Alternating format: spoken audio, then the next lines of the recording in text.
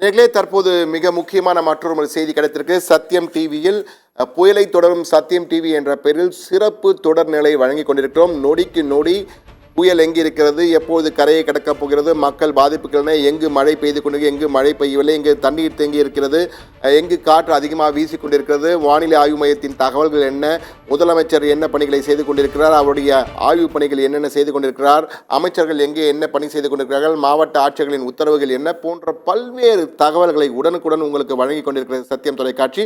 இந்த சூழ்நிலைதான் தற்போது மற்றும் ஒரு முக்கிய செய்தி நமக்கு கிடைத்திருக்கிறது. அது என்னவென்றால், தற்போதைய நிலையிலே இந்த முதலில் பிற்பகலில் கரையை கடக்கும் என்றார்கள், பிறகு மாலை என்றார்கள், பிறகு நள்ளிரவின் விடியற்காலைக்குள் என்றார்கள். தற்போது மற்றும் ஒரு தகவல் கிடைத்திருக்கிறது. ஆனால் இது தனியார் வானிலை ஆய்வாளர்கள் சிலர் கணித்த தகவல். அந்த தகவலை தான் தற்போது பிரேக்கிங் செய்தியாக கொடுக்கிறோம். மாலையா இரவா காலையா என்று இருந்தது. தற்போது நாளை காலை தான் கரையை கடக்க வாய்ப்பு என்ற ஒரு தகவல் வந்து கொண்டிருக்கிறது. என்றால் இந்த தகவல்கள் நொடிக்கு நொடி இந்த வானிலை மாறிக்கொண்டிருக்கிறது. குறிப்பாக இந்த ஃபெஞ்சல் புயல் தன்னுடைய பேருக்கேற்றது போலவே இன்டிஃபரண்டாக, அதாவது கணிக்க முடியாத ஒரு பொருளாக, யாரும் எதிர்பாராத சூழ்நிலையிலே பல மாற்றங்களை அதிரடியாக you turn, left turn, right turn என்று மாறி மாறி வந்து கொண்டிருக்கிறது. எந்த பக்கம் செல்ல போகிறேன் என்பது ஃபெஞ்சல் புயலுக்கு மட்டும்தான் தெரியும். ஆனால் கணினி வரைகடைகளை வைத்தோ காணொலி மாதிரிகளை வைத்தோ கணிக்க முடியாத ஒரு சூழல் போல அது மாறி மாறி வந்து கொண்டிருக்கிறது. அதனால் தான் புயலாக வரும் என்றார்கள், பிறகு காற்றழுத்தம் தாழ்வடைந்து காற்றழுத்தம் குறைகிறது என்றார்கள், மீண்டும் புயலாக உருவாகிறது, சூப்பர் சைக்ளோனாக மாறும் என்றார்கள், பிறகு சாதாரண சைக்ளோன் என்றார்கள். மாறி மாறி வந்து கொண்டிருக்கிறது. தற்பொழுது கூட அந்த ஃபெஞ்சல் புயல் என்ன வகையில் வந்து கொண்டிருக்கிறது, மெதுவாக வந்து கொண்டிருக்கிறது, சில சமயத்தில் வேகமாக நகர்கிறது, கணிக்க முடியாத ஒரு சூழல் இருக்கிறது. அந்த வகையில் தான் தற்போது தனியார் வானிலை ஆய்வாளர்கள் பலர் கணித்திருப்பது என்னவென்றால், நாளை காலை தான் கரையை கடக்கார்கள். இன்று விடியற்காலை, அதாவது இந்த நாளை விடியற்காலை முதல் தான் அந்த புயல் கரையை கடக்கவே தொடங்கும் என்றார்கள். எனவே அது பிற்பகல் வரையோ அல்லது மாலை வரையோ நீடிக்கக்கூடிய வாய்ப்பு இருக்கிறது. இதனால் மழை பொழிவு என்பது தொடர்ந்து இருந்து கொண்டே இருக்கும் என்பதை நாம் உணர வேண்டியிருக்கிறது. இதனால் மழை பொழிவு அதிகமாக வாய்ப்பு இருப்பதால் ஏற்கனவே பல இடங்களில், சென்னையில் பல இடங்களில் தண்ணீர் தேங்க ஆரம்பித்திருக்கிறது என்ற தகவல் வந்து கொண்டிருக்கிறது. வட சென்னையிலே ராயபுரத்தின் பல பகுதிகள், அதே போன்று மின்ட் பகுதி போன்ற பல இடங்களிலே தண்ணீர் தேங்கி இருப்பதாக தகவல்கள் வந்து கொண்டிருக்கின்றன. எனவே இதை பார்க்கும் பொழுது இந்த மழையின் பாதிப்பு அதிகமாக மழையின் வீச்சு அதிகமாக கனமழை அதிகமாக பெய்ய தமிழகத்தின் தலைநகர் சென்னையின் பல இடங்களிலே அந்த தண்ணீர் தேங்கியிருக்கின்ற காட்சிகள், மழைநீர் வெள்ள காட்சிகள் தான் நம்மால் காண முடிகின்ற ஒரு சூழல் ஏற்படுமோ என்ற ஒரு அச்சத்தை ஏற்படுத்தி, கடந்த மிக்ஜாம் புயல் போல பல பாதிப்புகளை ஏற்படுத்துமா என்ற ஒரு அச்சத்தை ஏற்படுத்துகிறது. அதே போன்று தற்போது செம்பரம்பாக்கம் ஏரி குறித்தும் நாம் பார்த்தோம். செம்பரம்பாக்கம் ஏரியிலே வெறும் 400 கனஅடியாக, வினாடிக்கு 400 கனஅடி தண்ணீர் வந்து கொண்டிருந்த சூழல் தற்போது 3000 அடியாக உயர்ந்திருக்கிறது. அந்த அளவுக்கு அதன் சுற்றுப்புறங்களிலே மழை பெய்து கொண்டிருக்கிறது என்பதை நம்மால் உணர முடிகிறது. எனவே தண்ணீர் வரத்து தொடர்ந்து வந்து கொண்டே இருப்பதால் இந்த மழை நீரானது செம்பரம்பாக்கம் ஏரிக்கு அதிகமாகி கொண்டே இருக்கிறது. நாளை அதிகாலை கரையை கடக்க வாய்ப்பு என்று தற்போது சுரங்கப்பாதைகள், அதாவது சென்னையிலே 9 சுரங்கப்பாதைகள் மூடப்பட்டிருக்கின்றன. அந்த காட்சிகளை தான் தற்போது நாம் நேரலில் பார்த்து கொண்டிருக்கிறோம்.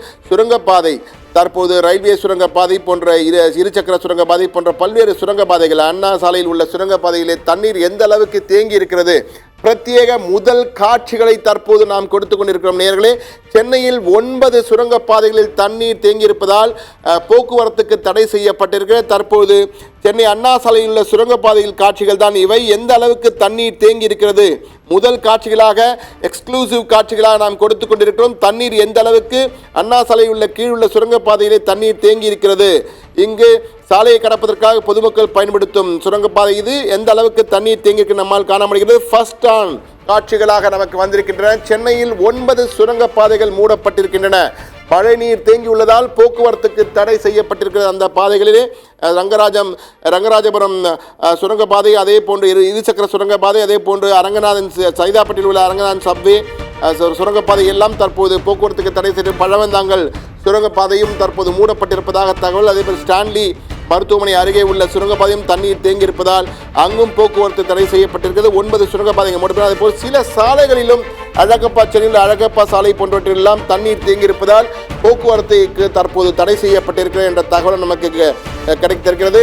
ஏற்கனவே 9 சுரங்கப்பாதைகள் மூடப்பட்ட நிலையில் தற்போது 9 சுரங்கப்பாதைகள் மூடப்பட்டுள்ளன என்ற தகவல் பெரம்பூர் சுந்தரம் பாயிண்ட் சுரங்கப்பாதைகள் மூடல், போக்குவரத்துக்கு தடை என்ற முக்கிய தகவலும் நமக்கு கிடைத்திருக்கிறது. தற்போது மழைநீர் தேங்கியுள்ள காட்சிகள் மாணிக்கம் நகர், கெங்குரெட்டி, ஸ்டான்லி மருத்துவமனை அருகே உள்ள சுரங்கப்பாதை, வில்லிவாக்கம் சுரங்கப்பாதை, ரங்கராஜபுரம் சுரங்கப்பாதை, அரங்கநாதன் சப்வே, பழவந்தாங்கல் சுரங்கப்பாதைகள் மூடப்பட்டிருக்கின்றன. எந்தெந்த சுரங்கப்பாதைகளில் போக்குவரத்து தடை செய்யப்பட்டிருக்கிறது, மூடப்பட்டிருக்கிறது என்ற தகவலை நாம் கொடுத்து கொண்டிருக்கிறோம். நேர்களே, சென்னையில் மழைநீர் தேங்க ஆரம்பித்திருக்கிறது.